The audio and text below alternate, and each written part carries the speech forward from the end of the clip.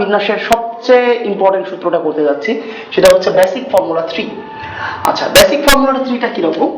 যে আমরা একটু আগে দেখছি যে ABC যদি এরকম তিনটা ভিন্ন ভিন্ন অক্ষর থাকে, তো এই তিনটা ভিন্ন ভিন্ন অক্ষর থেকে তিনটাকেই নিয়ে সাজানো যায় কত উপায়? ফ্যাক্টোরিয়াল 3 উপায় বা আলটিমেটলি 6 উপায়।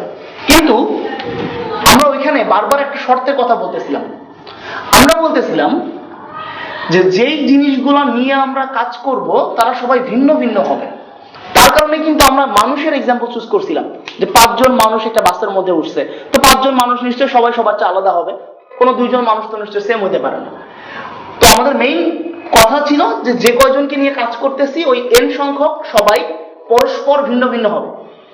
বাট এখন আমরা ওই শর্তটাকে একটু ভায়োলেট করি। আমরা বলতেছি যে এবার আমাদের কেসটা সাপোজ এরকম ABB, তো এখানেও আসলে 3টা অক্ষরই আছে, বাট একটা অক্ষর কয়বার আছে? 2বার আছে। তখন আসলে আমাদের বিন্যাস সংখ্যা কি আগের মতো ওই 6টাই থাকবে নাকি বিন্যাস সংখ্যা চেঞ্জ হবে? এই ব্যাপারটা আসো আমরা একটু অ্যানালাইজ করে বের করি। প্রথমত আমরা চিন্তা করতেছি যে আমাদের অক্ষরে ABC 3টা অক্ষরই আছে, তো এখান থেকে কোন 6টা বিন্যাস আসলে প্রডিউস করা যায় আসো আমরা একটু খুঁজে খুঁজে বের করি। প্রথমে একটা হতে পারে কি বলতো? ABC। একটা হতে পারে কি? ACB। একটা হতে পারে BSC। একটা হতে পারে BCA। একটা হতে পারে CB। একটা হতে পারে CBA। এই হচ্ছে মোট 6টা বিন্যাস। কিন্তু ফাজলামি করে আমরা কি বলতেছি যে এবার আমরা ABC নিয়ে চিন্তা করব না, এবার আমরা চিন্তা করব আসলে ABB নিয়ে।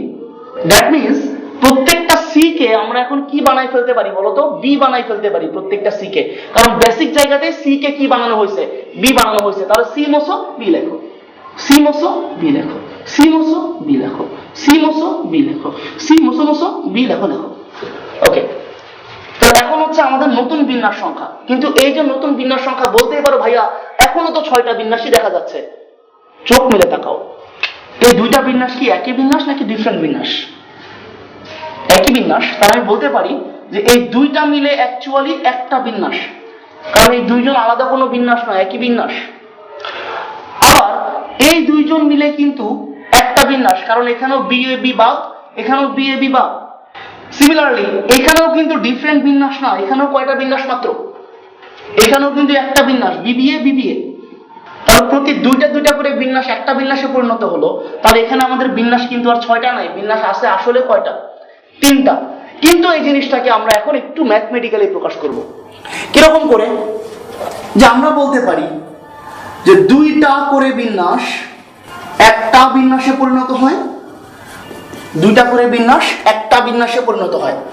এখন দেখো এই যে 2টা, এইটা নিয়ে আমার কিছু কথাবার্তা আছে। কি কথাবার্তা আছে? মনে করো আমরা 3টা অক্ষরের পরিবর্তে আমরা 4টা অক্ষর নিয়ে কাজ করতেছি, ABCD। তো তখন কিন্তু বিন্যাস সংখ্যার 6টা হবে না, তখন বিন্যাস কয়টা হবে? ফ্যাক্টোরিয়াল 4। তার মানে বিন্যাস তখন হবে 24টা। তো ওই 24টা বিন্যাস বোর্ডের উপরে লেখাটা আসলে একটু টাফ, প্লাস ওটা দেখতে একটু দৃষ্টিকটু, শুনতে একটু শ্রুতিকটু, দরকার নেই। তো আমরা 24টা বিন্যাস দেখবো না, আমরা একটু মনে মনে ভিজুয়ালাইজ করে নিই।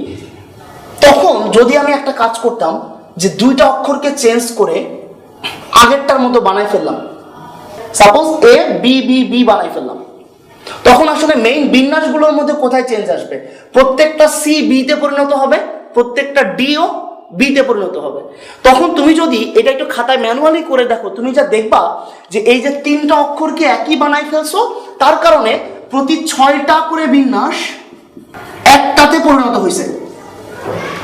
যেটা দেখবা যে 3টাকে একই অক্ষর বানানোর ফলে 6টা করে বিন্যাস একটাতে পরিণত হয়েছে। এবার খেয়াল করো, এখানে 2টা একই বানানোর ফলে 2টা করে বিন্যাস একটা বিন্যাসে পরিণত হয়েছে। এসো মিলাই যে 2টা অক্ষর একই, কয়টা বিন্যাস একই বিন্যাস? 2টা। 3টা অক্ষর একই, কয়টা বিন্যাস একই বিন্যাস? 6টা। দেখ তো দুষ্টুমি করে 2 কে আমরা ফ্যাক্টোরিয়াল 2 বলতে পারি, আর 6 কে আমরা কি বলতে পারি? ফ্যাক্টোরিয়াল 3। তাহলে আমরা কি বলতে পারি না যে 2টা অক্ষর একই, তার মানে ফ্যাক্টোরিয়াল 2টা বিন্যাস একই, আর 3টা অক্ষর একই, তার মানে হচ্ছে ফ্যাক্টোরিয়াল 3টা বিন্যাস একই। তা যদি 4টা অক্ষর একই হতো তাহলে ফ্যাক্টোরিয়াল 4 সংখ্যক বিন্যাস একই হতো, যদি 6টা অক্ষর একই হতো ফ্যাক্টোরিয়াল 6 সংখ্যক বিন্যাস একই হতো। তাহলে আমরা এই কথাটা বলে ফেলতে পারি যে 2 আসলে এখানে 2 না, 2 আসলে এখানে কি? ফ্যাক্টোরিয়াল 2, তাহলে ফ্যাক্টোরিয়াল 2টা করে বিন্যাস একটাতে পরিণত হয়।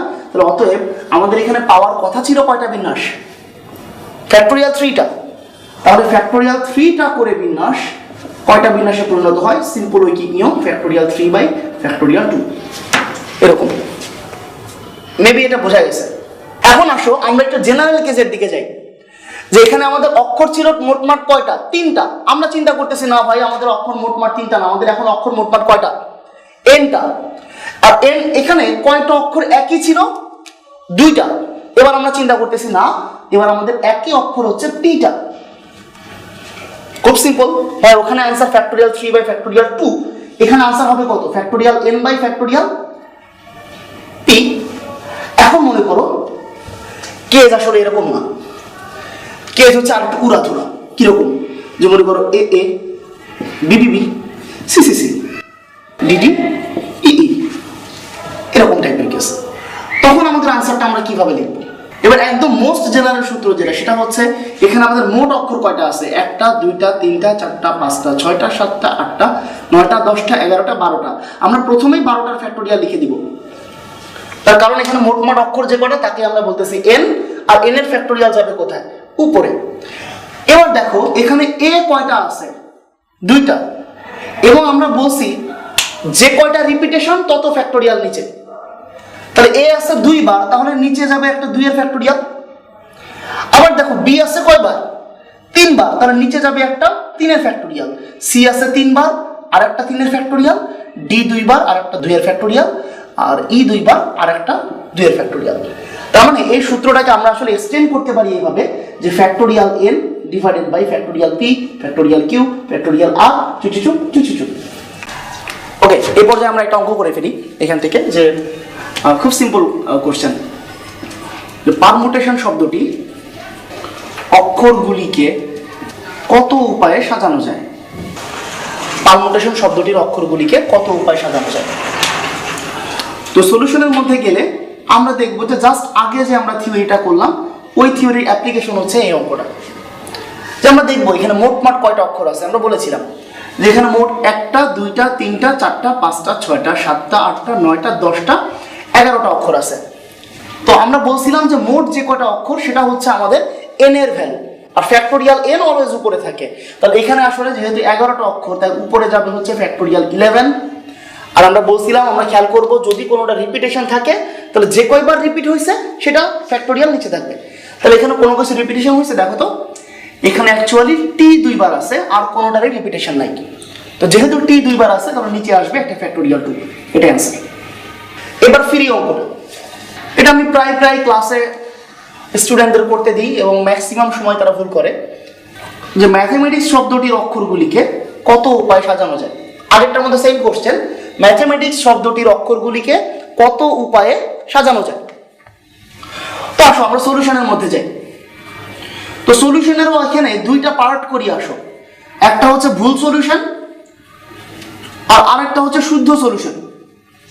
ভুল সলিউশন হচ্ছে যেই অ্যান্সারটা আমি নরমালি সবার কাছ থেকে পাই, সেটা হচ্ছে তারা বলে যে ভাই এখানে টোটাল কয়টা অক্ষর আছে আসেন গুনি, 1 piece 2 piece 3 piece 4 piece 5 6 7 8 9 10 11 piece, তার উপরে ফ্যাক্টোরিয়াল 11। তারপর তারা আমাকে বলে থাকেন যে ভাইয়া এখানে টি আছে 2 পিস, তাই একটা ফ্যাক্টোরিয়াল 2 আসবে এখানে। ভাইয়া এখানে এ আছে 2 পিস, তাই এখানে আরেকটা ফ্যাক্টোরিয়াল 2 আসবে। ভাইয়া এখানে এম আছে 2 পিস, তাই এখানে আরেকটা ফ্যাক্টোরিয়াল 2 আসবে। কিন্তু দেখুন এই জায়গাটাতে তারা লাস্টে যেই কথাটা আমাকে বলে যে এই ফ্যাক্টোরিয়াল 2 আসছে কিসের কারণে? 2টা কিসের কারণে? 2টা এম এর কারণে। বাট যেই 2টা এম এই শব্দটার মধ্যে আছে সেই 2টাকে আসো আমরা একটু বাইরে বের করে লিখি। দেখো একটা হচ্ছে বড় এম আর একটা হচ্ছে ছোট এম। বলো তো এই 2টা কি দেখতে আসলে কোনোভাবেই একই রকম না, তাই 2টা দেখতে তো ডিফারেন্ট রকম। তাহলে এখানে ফ্যাক্টোরিয়াল 2টা কেন দিছি আমরা?